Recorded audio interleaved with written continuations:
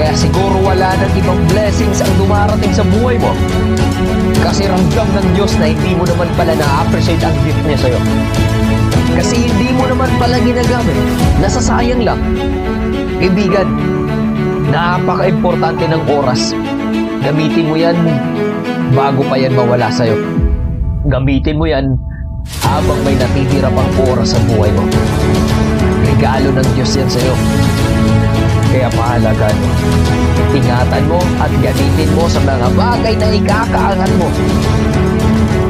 Then more blessings will follow. And if you want success in life, one of the most important thing and factor to achieve that success is by using your time. Alam ko kaya mo yan. Kaya mo bang bumawi? Use your time wisely and be successful someday. Be blessed.